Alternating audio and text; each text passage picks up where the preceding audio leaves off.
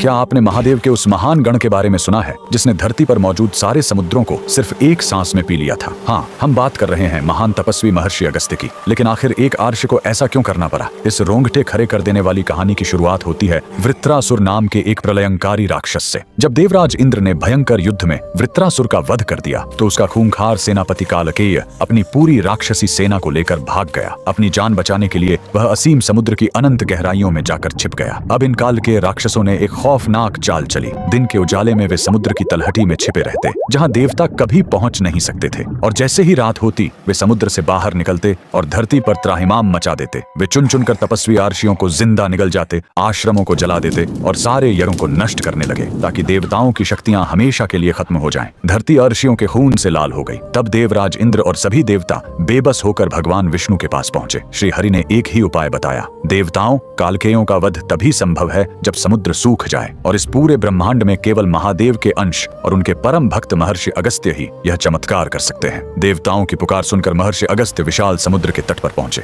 महर्षि ने महादेव का ध्यान किया और अपनी हथेली आगे बढ़ाई, और फिर ब्रह्मांड का सबसे अकल्पनीय चमत्कार हुआ। हजारों योजन में फैला वह गरजता हुआ असीम महासागर महर्षि के प्रचंड तपोबल के आगे विवश हो गया। देखते ही देखते वो पूरा का पूरा समंदर एक छोटी सी बूंद में सिमटकर उनकी हथेली में आ गया, और पलक झपकते ही महर्षि उसे एक ही सांस में पी गए। देखते ही देखते लहरें मारता हुआ वह असीम महासागर एक सूखे और भयानक रेगिस्तान में बदल गया। पानी के बिना कालकेय राक्षस नंगे मैदान में तड़पने लगे। मौका मिलते ही देवराज इंद्र और अन्य देवताओं ने मिलकर उस पूरी राक्षसी सेना का संहार कर दिया। लेकिन इस घटना के बाद धरती पर भयंकर अकाल पड़ गया। सारे समुद्र सूख चुके थे और त्राहिमाम मच गया। तब कई पीढ़ियों बाद भगवान श्री राम के महान पूर्वज राजा भगीरथ ने ब्रह्मा जी की कठोर तपस्या की और उनके कमंडल से माता गंगा को धरती पर भेजने का वरदान मांगा। स्वर्ग से गिरती गंगा के प्रचंड वेग को महादेव ने अपनी जटाओं में बांध लिया। फिर शिव की उन जटाओं से बहती हुई उस पावन जलधारा ने पूरी धरती की नदियों को जीवन दिया और जाकर उन सूखे हुए विशाल गड्ढों को फिर से लबालब भर दिया, जो आज महासागर कहलाते हैं। अगर महादेव के इस महान भक्त के तपोबल और माता गंगा के इस अद्भुत अवतरण ने आपके रोंगटे खड़े कर दिए हों तो कमेंट्स में पूरी श्रद्धा से हर हर महादेव और जय गंगा मैया जरूर लिखें।